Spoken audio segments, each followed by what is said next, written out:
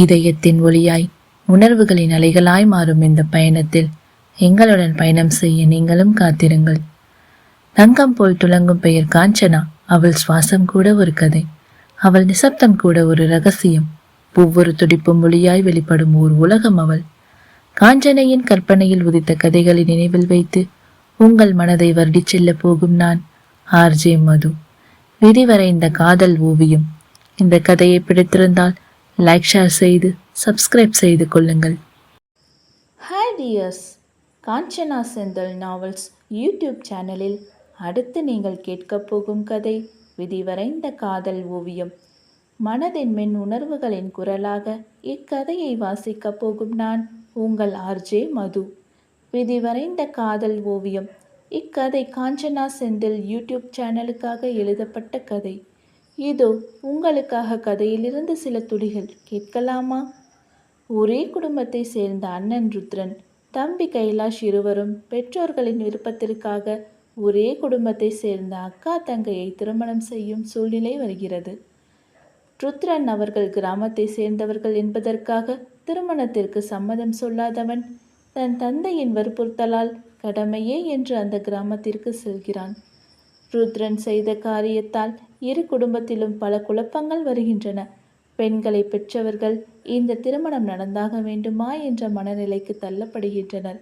அதையும் மீறி அவர்கள் திருமணம் நடக்குமா? பார்க்கலாம். காதல் 20. திருமண நாளும் வந்தது. விஸ்வநாதன் ஊரிலே மிகவும் பெரிய மண்டபத்தில் திருமணத்தை நடத்தினார். ஈஸ்வரன் தனது குடும்பத்துடன் வந்தவர் மண்டபத்தில் தங்கிவிட்டார். விஸ்வநாதன் தனது வீட்டுக்கு வரும்படி எவ்வளவு கூறியும், இங்கே பாரு விஸ்வநாதா, கல்யாணத்துக்கு எங்கள் சொந்தக்காரங்க எல்லாரும் வந்திருக்காங்க. அவங்கள மட்டும் விட்டுட்டு நான் உன் கூட வந்து உன் வீட்டில் தங்க முடியாது, புரிஞ்சுக்கோடா என்று கூற விஸ்வநாதன் வேறு வழியில்லாமல் அமைதியாகிவிட்டார். மாலை நேரத்தில் பெண்ணழைப்பு.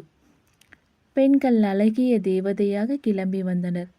ஆண்களும் அவர்களுக்கே உரிய மிடுக்குடன் ஜொலித்தனர். பெண்ணழைப்பு சிறப்பான முறையில் நடைபெற்றது.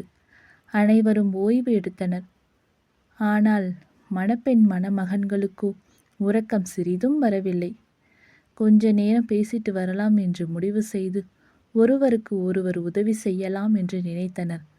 ஆனால் இதையெல்லாம் தெரிந்து கொண்ட பெரியவர்களோ அவர்களின் அறையில் படுத்து கொண்டனர்.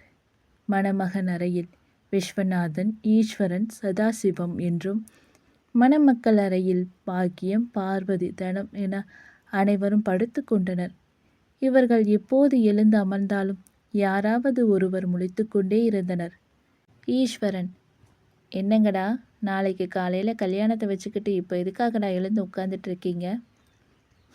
இவருக்கு எதுவுமே தெரியாத மாதிரி தான் கேட்பாரு என்று ருத்ரன் முழங்கினான். என்னடா பெரியவனே, ஏதாவது சொல்லணுமா?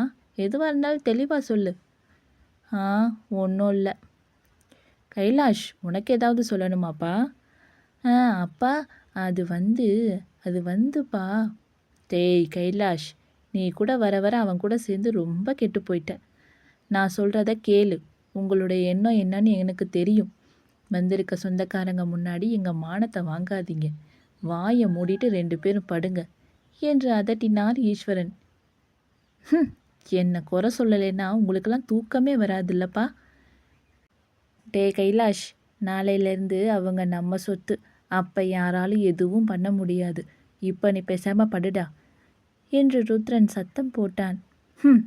அப்படி வாங்கடா என் வலிக்கு என ஈஸ்வரன் சிரிக்க, தூங்குவது போல நடித்து கொண்டிருந்த விஸ்வநாதனும் சதாசிவமும் சேர்ந்து அவருடன் சிரித்தனர். ரொம்ப சிரிக்காதீங்கப்பா. சரி சிரிக்கலை. எனக்கு ஒரு சந்தேகம். என்ன சந்தேகம் கேளுங்க. ஏண்டா பெரியவனே, நீ சொல்கிற இந்த டைலாக் அடிக்கடி மதி சொல்கிற டைலாக் ஆச்சு. அதை எதுக்கு இப்போ நீ சொல்கிற? சொல்லணும்னு வேண்டுதல், அதான் சொன்னேன் என்றான் ருத்ரன். அவர்களை முறைத்து விட்டு படுத்து கொண்டனர். மறுநாள் காலை அனைவருக்கும் அழகாய் விடிய 33 தேவர்களின் சாட்சியாகவும் சபையில் வீற்றிருக்கும் பெரியோர்கள் ஆசையுடனும் ருத்ரன் குழலியின் கழுத்தில் மங்கள நாணை பூட்டினான். கைலாஷ் தன் கையில் தாலியை எடுத்தவன் ஒரு முறை வான்மதியை பார்த்தவன். மதிமா, எனவும் அவளோ நிமிர்ந்து பார்த்தவளின் கண்களில் தழும்பிய கண்ணீர் இப்போ வரவா என்று காத்து கொண்டிருந்தது. அதை சிரமப்பட்டு கட்டுப்படுத்தினாள். கைலாஷ் அவளின் காதோரம் குனிந்தவன், மதிமா, இப்போ அழுது வச்சிடாதடா ப்ளீஸ். உன் அழுகையை பார்க்குற தைரியம் எனக்கு கிடையாது. உன் தங்கச்சியை பாரு, எப்பவும் அலறவ இப்போ சமத்தா இருக்கா. சரிங்க மாமா. அவனும் கடவுளை வேண்டிக்கொண்டு தன் உயிரானவளின் கழுத்தில் மங்கள நாணை பூட்டினான். பெரியவர்கள் அனைவரும் மணமக்களை மனதார வாழ்த்தினர். சடங்குகள் முடிந்து மணமக்கள் வீட்டிற்கு அழைத்துச் செல்லப்பட்டனர். முக்கியமான உறவினர்கள் தவிர மற்றவர்கள் ஊருக்கு கிளம்பினர். மணமக்களை சிறிது நேரம் ஓய்வெடுக்க சொல்லினர். குழலி, வா, நம்ம கொஞ்ச நேரம் ரெஸ்ட் எடுக்கலாம் என்று தன் மனைவியை அழைத்தான் ருத்ரன். டேய் கொஞ்சம் அடங்குடா. இப்போ என்னம்மா உங்களுக்கு பிரச்சனை? இப்போ தான் திருமணமே முடிஞ்சிடுச்சே, ரெஸ்ட் எடுக்க தானே போகிறோம். ஆஹா, உன்னை ரெஸ்ட் எடுக்க வேண்டாம் நீங்கள் யாரும் சொல்லலை. நீயும் உன் தம்பியும் ஒரு அறையிலையும் என் மருமக 2 பேரும் ஒரு அறையிலையும் ரெஸ்ட் எடுங்கடா. எல்லாம் பிளான் பண்ணி தான் பண்ணுறாங்க என்று முறுக்கி கொண்டான் ருத்ரன். ஆமாம் பிளான் தான், போங்கடா டேய்.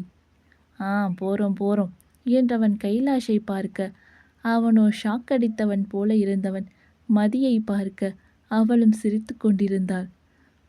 ஆமாம் உடம்பு அசதியாக இருக்குது, கொஞ்ச நேரம் தூங்கலாம் வா என்ற வான்மதி தங்கையை அழைத்து கொண்டு வேகமாக மாடிப்படி ஏற போனாள். ஏய் மரமண்டை, இப்போ எதுக்காக அவளை அழைச்சிட்டு போகிற? உன் புருஷன் உனக்காக காத்துட்ருக்கான், அவன் கூட ரூமுக்கு போ என்று ருத்ரன் கூறினான். ருத்ரன் மாமா, பெரியவங்க சொல்கிறது உங்களுக்கு புரியுதா இல்லையா? போங்க, கொஞ்ச நேரம் தூங்கி எதிரிங்க, உங்கள் பொண்டாட்டி எங்கும் காணாமல் போக மாட்டான்.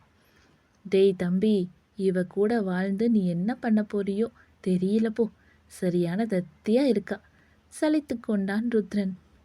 நான் அவளை திட்டாத விடு, இன்னும் கொஞ்ச நேரம் தானே, போய் தூங்கலாம் வா. எல்லாம் என் தலை எழுத்துடா என்றவன் தன் மனைவியை பார்க்க அவளோ தன் அக்காவுடன் சேர்ந்து சிரித்து கொண்டிருந்தாள். அவளை நெருங்கி காதோரம் குனிந்து, சிரிக்கிறியா? சிரிடி சிரி, நைட்டிற்கு உனக்கு கச்சேரி எனவும் அவளோ அதிர்ச்சியில் வெளிவருத்தவள் அவனிடம் கண்களால் இறைஞ்சினாள். ருத்ரன் சிரித்து கொண்டே தன் தம்பியை அழைத்து கொண்டு மாடிப்படி ஏறினான். மாமா அப்படி என்னடி சொன்னார், இப்படி முழிக்கிற? ஒன்றும் இல்லைக்கா, வா தூங்கலாம். மணமக்கள் சிறிது நேரம் ஓய்வெடுத்து கொண்டு வந்தனர். பெண்களை அழைத்து வந்த பார்வதி அவர்களை குளித்து வர சொன்னார். நேரம் ஆக ஆக இருவருக்கும் படபடப்பு ஏற்பட்டது. பார்வதி அவர்கள் மனநிலையை புரிந்து கொண்டவர், இங்க பாருங்கம்மா, இன்னும் கொஞ்ச நேரத்துக்கு அப்படி தான் இருக்கும், போக போக சரியா போகும், சரியா? சரிங்கத்த. பாக்கியம் தன் மகள்களை நெட்டி முறித்தவர், இங்க பாரு குழலி, தம்பி குணம் தெரிஞ்சு நடந்துக்கோ.